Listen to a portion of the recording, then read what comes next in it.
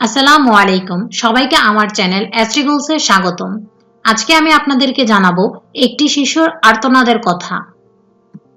চোর অপবাদে নারীকে বেঁধে নির্যাতন, দুধ পান করতে দেয়নি ছোট্ট শিশুটিকেও। টাঙ্গাইলের ঘাটাইল উপজেলার সাগরদিঘি এলাকার মালিরচালায় চোর সন্দেহে সন্ধ্যারানী ৩৫ নামে এক মহিলার আদিবাসী নারীকে গাছের সঙ্গে বেঁধে অমানুষিক নির্যাতনের অভিযোগ এসেছে। নির্যাতিতা এই এলাকার নারায়ণ বর্মনের স্ত্রী। এ ব্যাপারে রোববার ১০ জানুয়ারি রাতে নির্যাতিতা বাদী হয়ে ৫ জনকে আসামি করে থানায় মামলা করেছেন। তবে জানি না এই মহিলার কোনো দোষ ছিল কিনা। আমাদের দেশে হাজার হাজার কোটি টাকা লুট করে খাচ্ছে কিছু কিছু রাগবল তাদের নিজ স্বার্থ উদ্ধারের জন্য এমন ধরনের অসহায় মানুষকে এভাবেই পিষে মারছে। দোয়া করি আল্লাহ যেন অসহায় অবুঝ বাচ্চাদের কষ্ট লাঘব করে দেন। তবে হে, এই অমানুষগুলা দেখতে অবিকল মানুষের মতোই লাগে। আফসোস, তারা কুকুরের পেট থেকে বের হয়ে এসেছে, তাই তাদের থেকে ভালো কিছু আশা করা যায় না। অথচ এই দিকটিকে যারা কোটি কোটি টাকা মেরে খায় তখন তাদের চোখে পড়ে না। পেটের দায়ে চুরি করলে তখন নজরে পড়ে। কি আজব আমরা! বিবেকও হারিয়ে ফেলেছি, দুধের শিশুকেও আমরা কষ্ট দেই। সর্বশেষ বলতে চাই, জানি না তিনি চুরি করেছেন কিনা, আল্লাহই ভালো জানেন।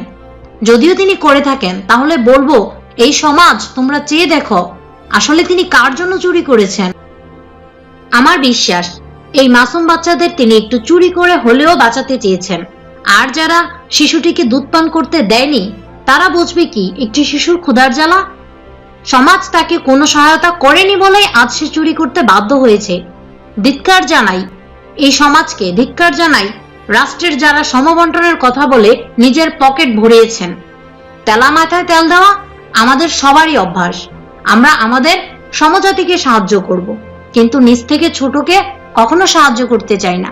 যখনই তারা আমাদের দিকে হাত বাড়ায় আমরা আমাদেরকে দূরে সরিয়ে নিই।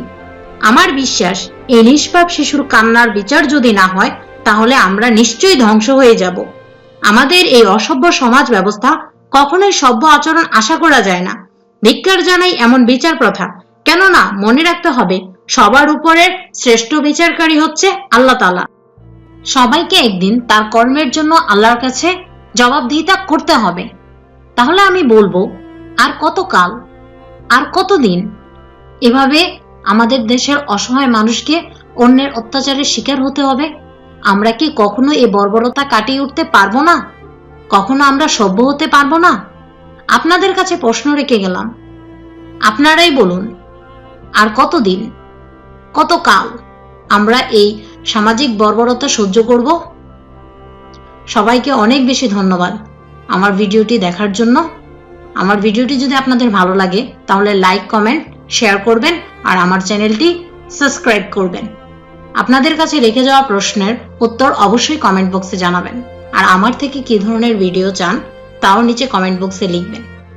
আমার সবসময় আমার পাশে থাকবেন। আসসালামু আলাইকুম।